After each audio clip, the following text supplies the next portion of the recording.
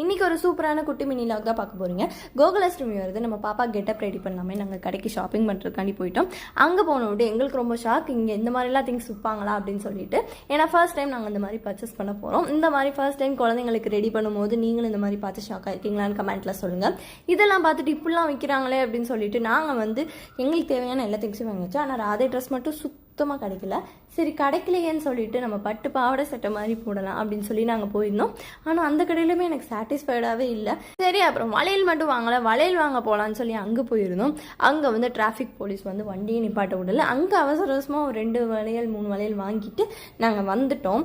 அங்கே இருந்துட்டு சரி என் ஹஸ்பண்ட் ஜூஸ் குடிக்கலான்னு கூப்பிட்டு போனாங்க. சரி ஜூஸாவது குடிக்கலாமேன்னு போய் குடித்தா அவங்க ஜூஸை குடித்த உடனே எங்களை வீட்டில் இறக்கி விட்டாங்க. நீங்கள் என்னமோ பண்ணுங்க, இனி ஆளை விடுங்க, நான் ஒர்க்குக்கு போகணும்னு சொல்லிட்டு நாமளை என்னடா பண்ணுறதுன்னு சொல்லிட்டு நாங்களும் ஜூஸை குடிச்சிட்டு வீட்டுக்கு சாப்பிட்டு படுத்து தூங்கியாச்சு. வந்த திங்ஸ் எல்லாத்தையும் எடுத்து பார்த்தேன். எல்லாமே